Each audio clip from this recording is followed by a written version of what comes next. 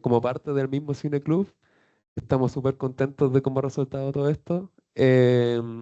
Y además, recordar de que al final de la sesión se sortearán pósters de películas, de distintas películas, para que se queden a ver las cositas que van a aparecer. Así que damos comienzo al conversatorio. Sara, hacia ti. Hola, buenas tardes. Primero que todo, muchas gracias por la invitación al profesor Sebastián al Cine Club de Ingeniería. Me parece fantástico que haya un Cine Club en la Universidad de Concepción que esté a cargo de ingeniería. Eh, Me parece fantástico también que estén ustedes aquí viendo cine fuera del horario de clases, fuera del horario en que uno está acostumbrado a hacer cosas en la universidad. Creo que están en el mejor momento para aprovechar estas instancias. Yo me acuerdo cuando estudiaba audiovisual, que también había un pequeño cineclub allá en el Duoc y también mostraban películas japonesas, por ejemplo, cosas así, no sé, por las 7 de la tarde, 8 de la tarde. Entonces ahí uno aprovechaba de ver películas que a lo mejor por cuenta propia uno no, porque no las conocía o porque no sé si el tiempo no las veía. Así que me encanta esta iniciativa y por eso cuando me hablaron y me preguntaron si podíamos venir a conversar, al tiro dijimos que bueno, ahora en el programa de películas somos tres, pero les presento las excusas a nombre de Nicolás y Felipe que hemos ido cayendo uno por uno. Yo creo que si este evento fuese mañana yo tampoco estaría aquí, porque uno está con licencia y el otro tuvo que atender una emergencia médica más o menos importante, pero van a estar con nosotros de alguna u otra manera en esta jornada, así que gracias por la invitación. Muchas gracias a usted. Bueno, o sea, para comenzar, queríamos pedirle la apreciación más o menos de lo que piensa de la película, de lo que le evoca, de algún comentario que tenga que hacer de las impresiones que le ha dado. Ya como soy la única representante del programa en este minuto, yo me conecté a la Matrix antes de venir acá. Vengo con todo el conocimiento los tres. No, a nivel personal, bueno, aquí voy a ser bien sincera. Yo no soy muy de las películas como, entre comillas, románticas. Así que de partida, si a alguien aquí le encantó la historia de amor, a mí no, a mí no me emocionó demasiado, pero por un tema del rol de la mujer y no sé, creo que tiene algunos temas un poco, entre comillas, como romantizados, no sé, por la mujer que lo abandona todo por su hombre y que al final la vemos que está alcoholizada, ya no cumple sus metas, en fin. Pero lo que sí me enganchó muchísimo y razón por la cual seguí viéndole, me gustó harto, qué sé yo, dos temas. Uno que probablemente sea el por qué contactaron al programa para hablar de esta película, que es el tema de la música y todo lo que pasa con la música en la historia, y la dirección de fotografía, que es fantástica. O sea, yo aquí tengo todos mis torpedos, porque no me pregunten de datos ni nombres, yo lo anoto y ahí lo vamos conversando, pero estuve buscando el director de fotografía, había participado antes con este director en Ida, que es una película que ganó el Oscar. Estuvo recientemente en La Zona de Interés. No sé si alguien pudo ver esa película, que la dirección de fotografía es fantástica. Yo, en el programa varias veces hemos visto películas, sobre todo estadounidenses, que están en blanco y negro, recientes. Y siempre uno de mis comentarios es que está como un poco olvidado el arte del cine blanco y negro en Hollywood. O sea, eh, porque yo veo películas como esta, y bueno, después sí pueden ir pasando imágenes para que vayan apreciando. ¿Cuál es el rollo de las películas blanco y negro? Es jugar con las luces y sombras, pero también ponerle arte al asunto. O sea, estamos en un contexto, si estamos haciendo un homenaje a ese cine, en un contexto donde no había cine a color, donde todas las películas eran blanco y negro, cómo ibas destacando, cómo ibas desarrollando tu arte. Entonces ahí el tema de la fotografía, la composición, cómo juegas con las luces y sombras, cómo los contrastes, por ejemplo, eso es vital. Y yo encuentro que este director de fotografía es fantástico. Tengo anotado el nombre para que lo anoten ahí. Ah, no, pero porque lo pueden buscar, pero es importante dar los nombres. Se llama Lucas Sal. Ganó de hecho un premio de la Asociación de Cinematografía Estadounidense por su dirección de fotografía en esta película y en Ida. Así que eso es algo que sí o sí me gustó. Y el tema de la música, miren, me gustaría compartirles un audio porque después que vimos la película estuvimos conversando con los chiquillos, con Felipe y con Nicolás. Bueno, Felipe es ingeniero en sonido, Nicolás es musicólogo, yo soy comunicador audiovisual, entonces ahí nos complementamos. Entonces comentábamos con Nicolás sobre todo porque él en sus estudios también ha visto todo este tema de usar el folclore un poco con fines políticos o con fines de crear una nación. Entonces hay harto que conversar ahí. Yo quisiera compartirle primero el audio que él me mandó para poner como contexto, unos 4 o 5 minutos. Es profesor de la U, así que viene con toda la dinámica. Y después de eso yo creo que les va a quedar mucho más claro lo que estamos viendo aquí en la película. Entonces me dijeron que aquí bastaba con que yo le subiera el volumen a esta cosa y lo compartiera aquí con el micrófono. Veamos si es real.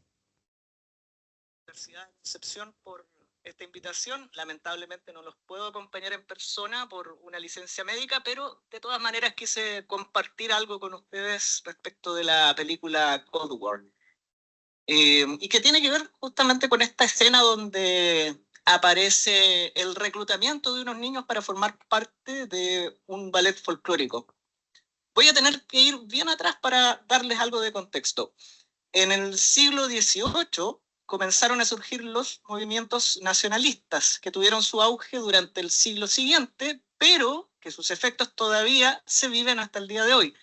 De hecho, fue el origen de los países tal y como los entendemos hoy.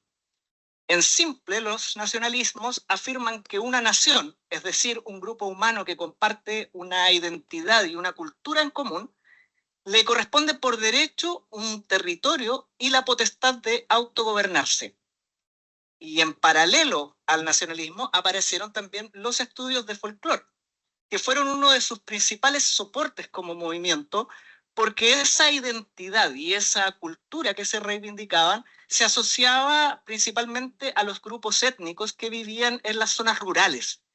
Con el tiempo esto se tradujo en la creación de instituciones, muchas veces avaladas por el gobierno, dedicadas a investigar, a preservar y a proyectar esa cultura folclórica y sus valores. En Chile, en 1940 se creó el Instituto de Extensión Musical, algo así como un Ministerio de la Música, y como parte de él una sección dedicada justamente al estudio del folclore, que vino de la mano, por ejemplo, con la creación del Ballet Folclórico Nacional. Uno de los principales investigadores de esa época fue Eugenio Pereira Salas, que elaboró toda la base del imaginario del folclore que todavía persiste acá en Chile. Pero el problema es que mucho de lo que él dejó fueron tradiciones inventadas, en el sentido de que se trata más bien de interpretaciones bastante caprichosas de los antecedentes objetivos que se manejaban. De hecho, como dato, Margot Loyola pudo hacerse conocida como folclorista gracias a que Pereira Salas la escuchó cantar a dúo junto a su hermana cuando pasaba por fuera de una quinta de recreo, dicen que pasaba por fuera, y las invitó a grabar el repertorio que él había recopilado para que sus voces, que según él estaban más cercanas al canto campesino, le dieran un sello de autenticidad a esta grabación. Esto es muy similar a lo que se ve en la película cuando se reclutan niños de zonas rurales para convertirlos en bailarines, porque lo que se enseña no es baile folclórico, sino una representación estilizada de estos bailes. Y es que esta institucionalización del folclore termina estando mucho más relacionada con la construcción de una identidad nacional que emana de las clases dominantes y mucho menos con la reivindicación de las prácticas populares. Es similar a cuando vemos bailar cueca de campeonato a una pareja vestida de guaso y china en una coreografía que ni siquiera se acerca a la forma que se baila la cueca en sus contextos reales. Además, cuando vemos la película, estamos hablando de algo que ocurre en un país de la órbita soviética, donde imponer ciertos valores e ideas políticas necesariamente requerían proyectar una idea de que lo que se estaba llevando al escenario era algo que pertenecía al pueblo. De modo que poder afirmar que los niños que participaban del ballet eran hijos de campesinos les aportaba un bastante conveniente sello de autenticidad que hacía que este espectáculo fuera mucho más creíble. Aquí abrieron una caja de Pandora con nosotros con este tema del folclore y cómo va un poco difundiendo esta idea de, en el caso de la película, cómo vamos difundiendo, entre comillas, lo polaco, la identidad polaca, dentro más encima de un contexto de la identidad soviética. O sea, nosotros vemos al inicio de la película que tenemos estos dos profesores investigadores que están con el genuino interés de ir a los campos, de ir a registrar, y de hecho esto está basado en hechos de la vida real, o sea, el director dice a mis padres, está basado más o menos en la historia de sus papás, pero sí ocurrió en Polonia que había una pareja de investigadores que había recorrido los campos, que quería registrar estos sonidos de instrumentos, de cantores, de músicos, eh, tenían una cantidad de cintas, digamos. Vino la Segunda Guerra, los alemanes destruyeron buena parte de ese registro, muchos músicos murieron. Fue esta pareja, de nuevo fue al campo a buscar nuevamente los sonidos, pero ¿qué pasa?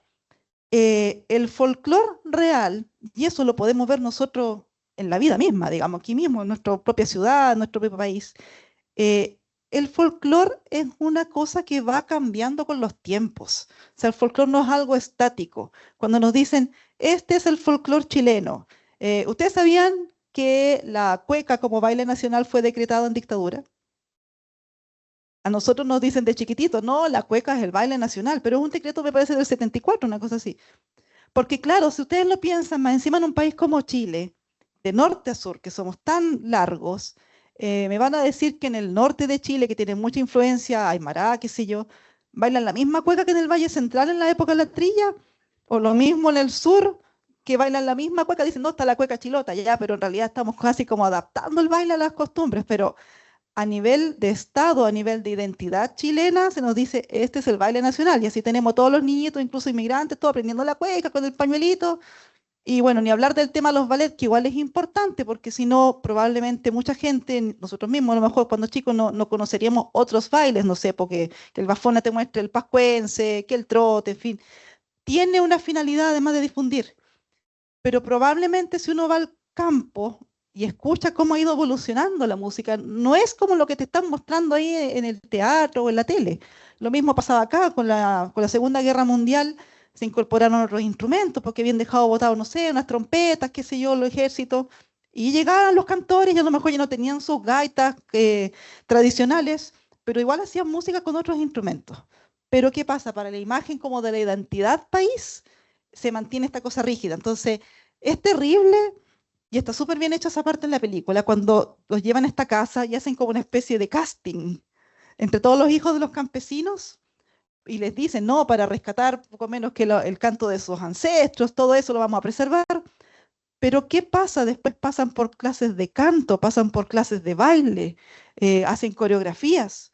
Entonces uno se pregunta, ¿es realmente el folclore que están difundiendo ahí o es como una imagen muy estilizada del folclore? Y de hecho nos reíamos con los chiquillos, con Felipe y Nicolás, porque esta historia, lo que pasa con estos niños, con este ballet que también existió, está basado en un ballet de la vida real, es como que Violeta Parra hubiese fundado Albafona.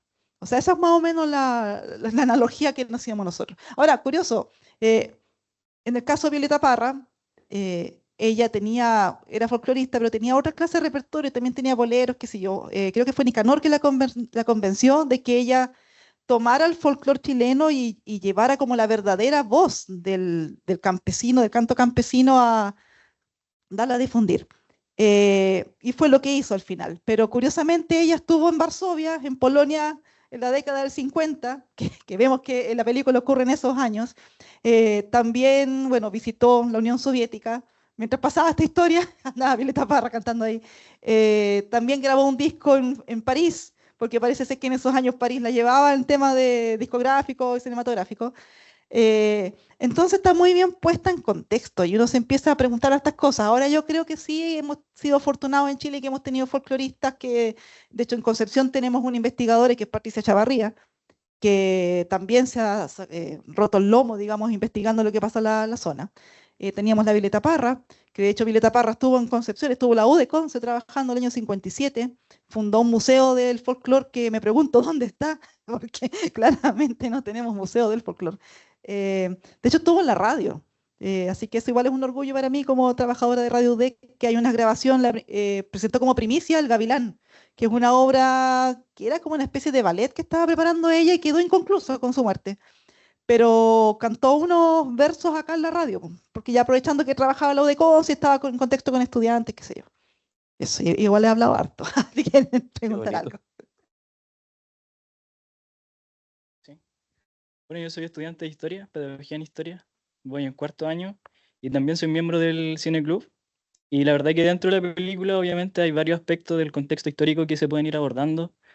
Obviamente el que está más presente durante toda la película es como las tensiones políticas y cómo estas repercuten en la relación que tienen los protagonistas, ya sea en la relación como más íntima entre ellos dos cuando están solos, pero también cuando las tensiones repercuten cuando ya están, no sé, en la fiesta, por ejemplo, o en las calles.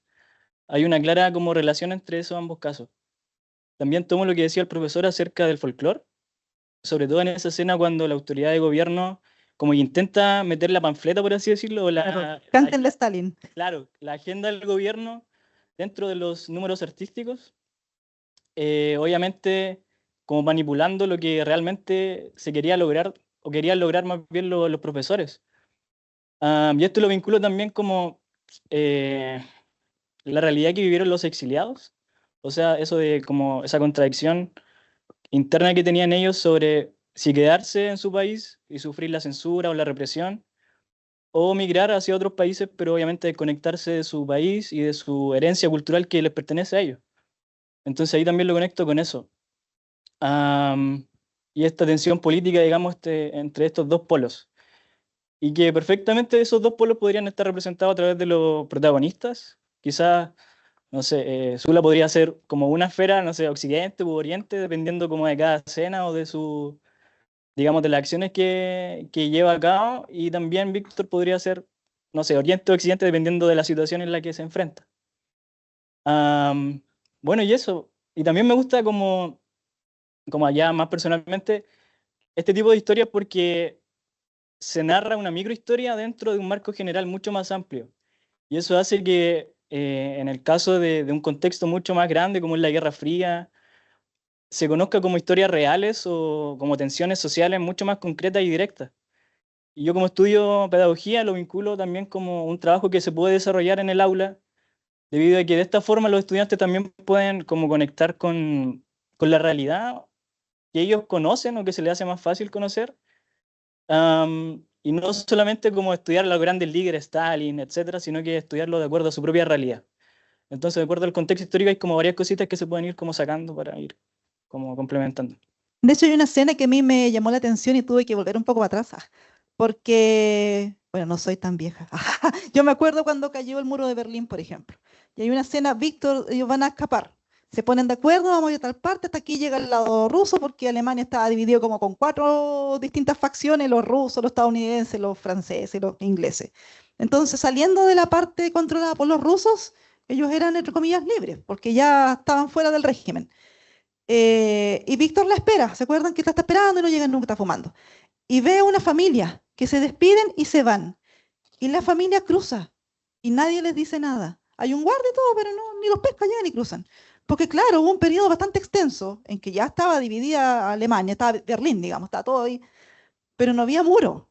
Y los guardias no, más que marcar como aquí empieza una zona, aquí empieza la otra, no tenían ningún interés en dispararle a la gente ni detenerlo. Entonces, claro, hubo una migración bastante importante hasta que ya se dieron cuenta que se le estaban yendo los jóvenes, los que tenían estudios, los intelectuales, y ahí ya paralé, guardias, ya era mucho más restringido el paso, ya construyeron el muro. Pero me gustó que esta película en ese contexto, en esos años, mostrara algo tan como cotidiano, o sea, una familia dijo, ya voy a emigrar, como quien dice, ya nos vamos a Santiago, te vas.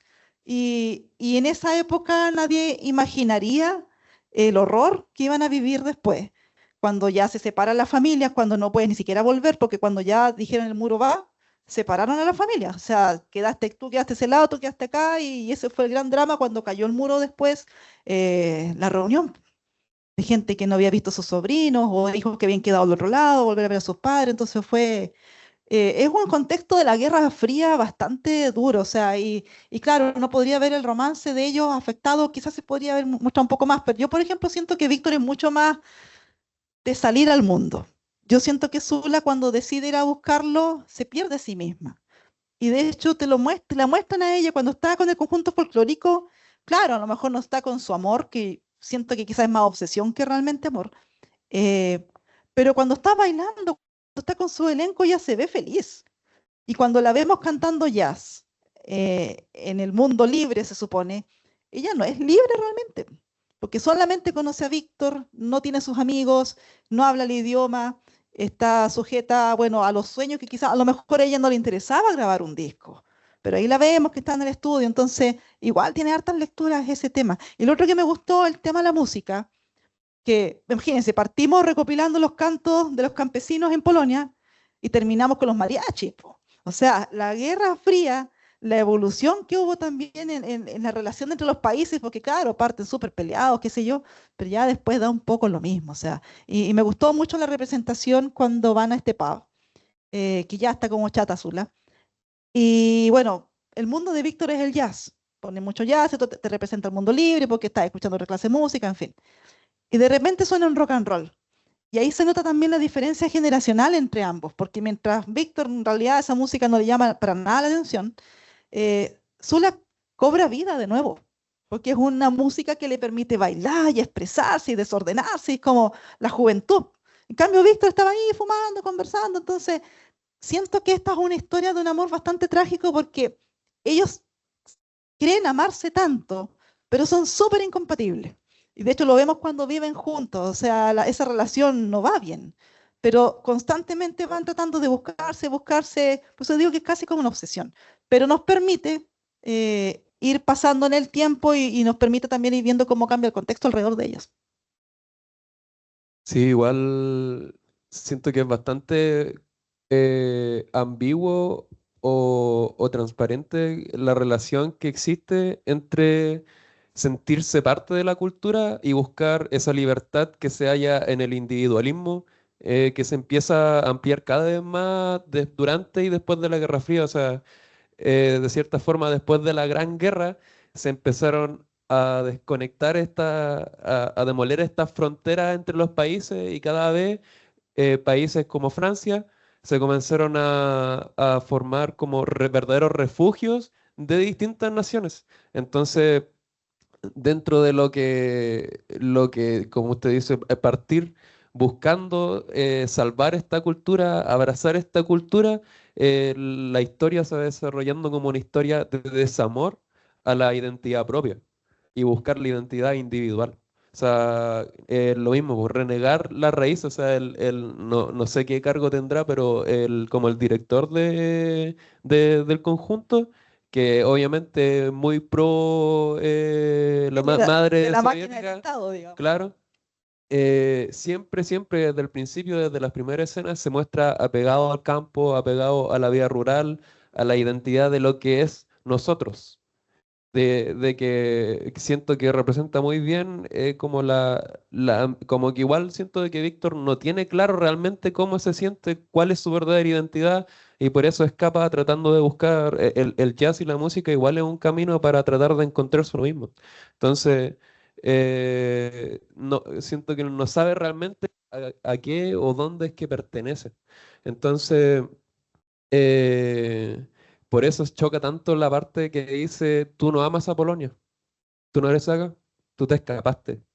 Entonces, la verdadera gente que de verdad representa a la raíz, al hogar que es Polonia, solo la vejez, que se queda no tiene forma de irse porque esa es su identidad, o sea, como que se siente, esa es su cultura, ese es su estilo de vida, y es como una gran familia al final que se refugia en su propia cultura, po, que se refugia en esas canciones, en esas costumbres, en esos bailes, po. Y que en un principio, como usted decía, igual son todas las edades, son todas las zonas distintas que tienen su propia identidad, pero que al final eso le hace ser parte de la cultura, po. O sea, no, después ya a lo largo de la historia va cada vez buscando esa identidad individual y se van mezclando las distintas como formas de expresarse del mundo al final, po, de cómo, de cómo la cultura se pierde en esta como internalización, o sea, que se vuelve, no sé, pues, ya lo mismo de los mariachis, el mismo jazz, el mismo rock, de que se empiezan a derrumbar las fronteras y se empieza a mezclar todo, la cultura empieza a ser algo homogéneo, que es más o menos lo que vemos hoy en día con las redes sociales igual.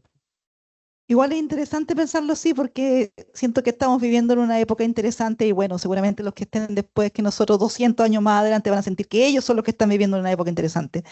Pero nosotros estamos ya, o sea, decían, viene la globalización, o sea, estamos en la globalización, estamos viendo ya sus efectos y quizás cuántas cosas más vienen. Y como dices tú, ¿qué pasa? O sea, no va a ocurrir tan así, pero uno podría pensar que, claro, está la identidad como local, que vamos a tener nosotros como ciudad, incluso como barrios dentro de la misma ciudad, como país, como sudamericanos, por ejemplo, como americanos, porque de repente igual nos unimos de norte a sur y decimos, no, pero nosotros no somos Europa, somos... Eh, pero ¿qué pasa si también estamos generando una especie de cultura planetaria? O sea, ya igual hay que proyectarse como qué pasa si después la globalización, que era algo que es algo que se teme, ¿ah? Que de tan interconectados que estamos, que los territorios empiezan a perder su identidad. Yo no creo que sea tan así, porque siempre va a haber gente como recordando las tradiciones, así como ocurría en la tribu que estaba los ancianos que compartían la información con los niños, todo eso. Yo creo que siempre va a haber gente, bueno, tenemos los folcloristas, tenemos toda clase de estudiosos, tenemos los artistas, los creadores que van a estar constantemente. Siempre hay gente, hoy en día, hoy mismo, debe haber algún niñito o niñita de 10 años que le encante el folclore chileno y después va a estar haciendo, o sea, yo creo que siempre hay recambio. Quizás no va a ser exactamente igual a lo que nosotros conocemos o lo que conocieron nuestros abuelos, probablemente, porque como ya hablábamos, el folclore no es algo así estático. Va a ser muy curioso, bueno, se retroalimenta igual, porque es curioso porque ya, el folclore, la identidad nacional que a uno le promueven en la tele, en los ballets, en el colegio, eso te sigue retroalimentando un estilo de folclore, que es el más maqueteado. Pero si tú empiezas a escuchar, no sé, pues la cueca urbana, que está tan de moda ahora, por ejemplo, o sea, y otros estilos cueca jazz, que yo creo que nuestros bisabuelos pondrían el grito en el cielo, así que le decimos, no, que ahora existe la cueca jazz. ¿Cómo se les ocurre si eso no es el jazz, es importado, no es nacional? Bueno, pero es arte, po. O sea, al final, tanto que dicen, no, los cantores populares son artistas. ¿Y cuándo has visto tú que le puedes poner límites a un artista? No, po. Tiene que poder crecer con su arte. Sí, sí, igual, al menos a mí me gusta mucho ver el folclore como la música que realmente nace como del interior, de lo que siente la gente. Entonces tiene todo el sentido del mundo, o sea, como, no sé, pues, bandas como Los Tres, por ejemplo, o Violeta Parra, o Víctor Jara, etcétera, de que tomaron esta expresión cultural campesina y la apropiaron y la hicieron suya, y al final esa es la influencia que recae en las nuevas generaciones, como nosotros, por ejemplo, en el caso de Los Tres. Sí. Claro, esa es como la música que nosotros estamos escuchando, pero también, o sea, incluso a la radio llegan todos los años como 50 discos nuevos de cueca para fiestas patrias. Y es interesante porque así como están como los más tradicionales, hay unos que son súper románticos y casi como las baladas de Douglas, por ejemplo, así, o algún cantante muy romántico pop. Y también están los más choros que mezclan a veces con rock, por ejemplo. Pero vienen del mundo del folclore. O sea, ya no estamos hablando de bandas famosas para nada, sino que es gente que hace folclore y que va a todas las, no sé, pues a las ramadas y está constantemente todos los años, Festival de la Frutilla, Festival del Choclo, todo eso de ahí que están todo el año funcionando. Y ahí se dan a conocer en esos contextos y graban su disco con harto esfuerzo y ahí los mandan a la radio. Entonces, permite ver que, claro, por un lado está la beta como más tradicional, que eso yo creo que siempre se va a mantener, pero también está la otra beta que es la más experimental dentro del folclore, porque también es importante conocerla y valorarla. A lo mejor uno puede decir, me gusta este estilo de folclore o no, pero si es lo que está sonando, así como de Real Campo, ¿cómo voy a decirle yo desde Concepción a alguien que está bailando, no sé, en Retiro, la región del Maule, oiga, pero esa no es la cueca que deberían estar bailando, ¿no? Po? ¿Y para qué estamos con cosas más encima, el lado triste que están bailando ranchera? O sea, seamos honestos que con nosotros mismos, que si uno fuese realmente como a la verdad, en el campo se escuchan muchas rancheras. Y eso no es algo de ahora, es algo de décadas, muchas décadas atrás. De hecho, me da risa porque venía así como el festival, no sé, po, de la fiesta campesina, por ejemplo, ya de Florida.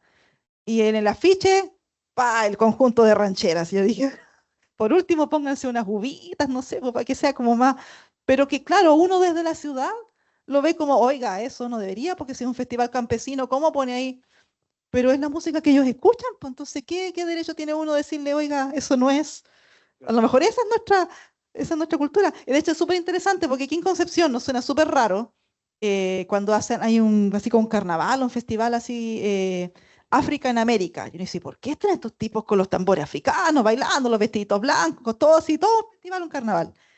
Pero claro, pero en Antofagasta, en el norte de Chile, ya está reconocido como cultura casi originaria, porque quizás llegaron como cuatro esclavos negros, no sé, de África, y se desarrolló toda una comunidad que el hecho que nosotros no la conozcamos no significa que no sea parte del folclore chileno, pero es del norte. Tiene todo sentido que nosotros que somos más del centro no la conozcamos. Es un universo cultural al final, po. Sobre todo en un país como el nuestro, que como es tan largo, la comunicación, digamos, el intercambio ahora es más fácil, pero antes ha sido súper difícil que haya como intercambio cultural entre, no sé, por La Serena y Puerto Montt.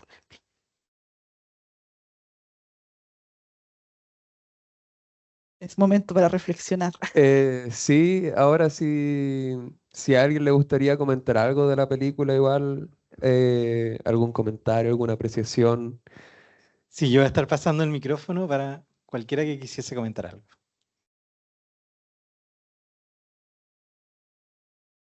no sean tímidos. Sí. Alguien que, no sé, le haya gustado la película, que quiera. ¿Les ¿A qué gustó? ¿No les ¿Le gustó? gustó? Cualquier cosa. ¿Se escucha? Sí, Ya, bueno, yo soy funcionario acá en la U, de la ETI, y me gustó harto la película, pero algo que quería como remarcar, que me agradó bastante, era como el ritmo que tomaba la película, que habían hartos saltos temporales y que de repente era como todo muy rápido, de repente era todo más lento y cambiaba harto eso. Y yo siento que eso era un buen reflejo de cómo eran las cosas en la época, porque como ustedes mencionaban, lo del muro de Berlín y todo eso, ahí en ese entonces todo cambiaba muy radicalmente, la política, la gente, y la gente tenía que adaptarse como a los cambios de lo que estaba pasando. Y como nos cuenta en la película, también es de cierto modo similar. Entonces, más que nada, esa es como mi pequeña apreciación. Me gustó ese detalle de la película. Encontré que visualmente muy bonita, el sonido bello.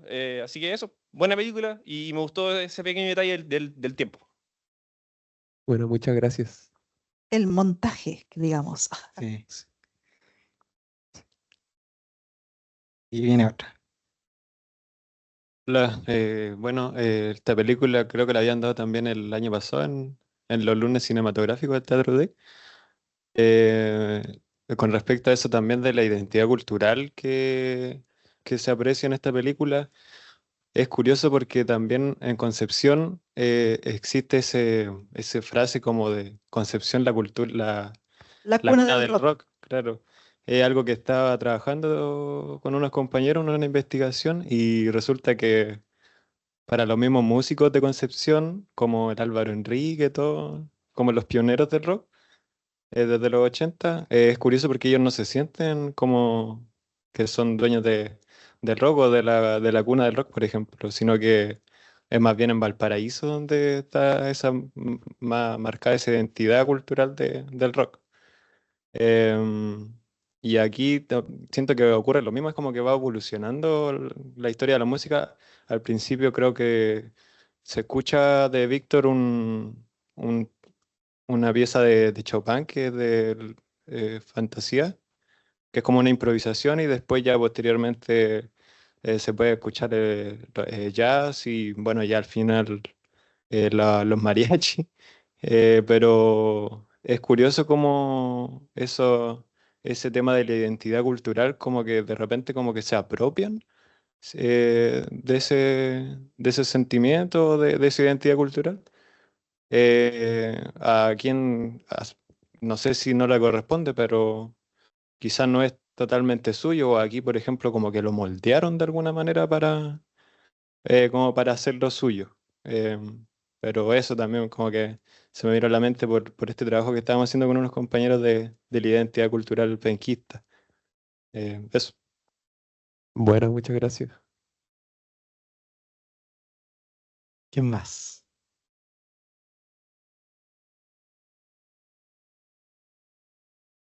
Bueno, puedo aprovechar de hablar yo. Que yo me acuerdo de haber visto esta película cuando llegó a los cines, en su momento cuando se estrenó, en Santiago, sí. Y no recuerdo que haya llegado acá. Es cierto que la dieron en los lunes cinematográficos, pero muchos años después. Y, y la fui a ver porque estaba de paseo en Santiago, porque había llegado recién a vivir a Concepción, pero soy original de Santiago. Y la vi y la fui a ver y me encantó. De hecho, recuerdo que ese día la vi 3 veces en el cine.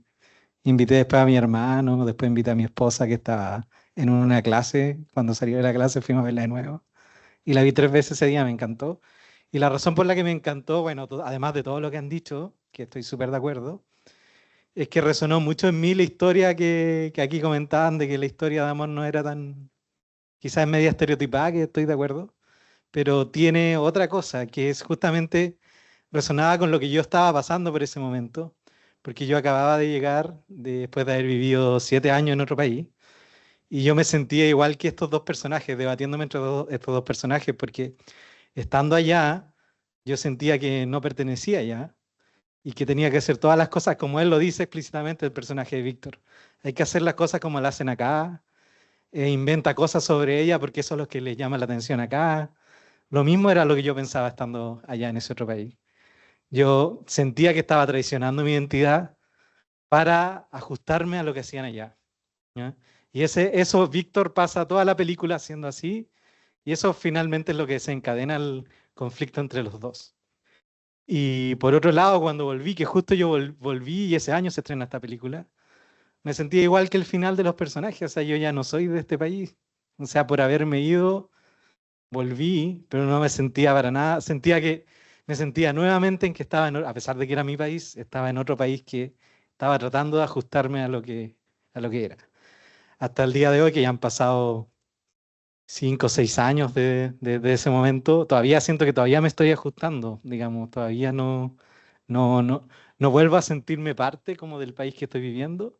Y eso lo retrata súper bien la película con pequeños comentarios. Ay, lamentablemente no me di cuenta, pero en la fiesta, cuando él le empieza a decir, oye, pero la Edith Piaf la aman porque en el burdel, qué sé yo, y ella se va enojada y se va a esconder al baño, qué sé yo, llega un francés y le hace un comentario a él, digamos, y no están los subtítulos, no salieron los subtítulos del comentario, pero ese comentario no recuerdo exactamente las palabras, pero era el comentario que me hacían a cada rato cuando yo iba a una fiesta estando en ese otro país. Digamos como, oye, me acuerdo que yo estaba allá y me decían, oye, ¿ya tienen aire acondicionado? ¿Cómo? Ese era el tipo de comentarios que recibía. Así que ese otro elemento a mí me encanta de esta película y fue por la razón por la que me gustó tanto, creo yo. Además de la música, la fotografía y todo lo que han comentado. ¿Alguien más quiere decir algo? Y eso, para terminar, quería pedirles que le diéramos un aplauso a nuestra invitada Sara, que se pasó. Muchas gracias, Sara. Eso. Y veámonos quizás en el pasillo, el que se quieren quedar y seguir conversando. Muchas gracias por venir. Muchas gracias a todos. Gracias.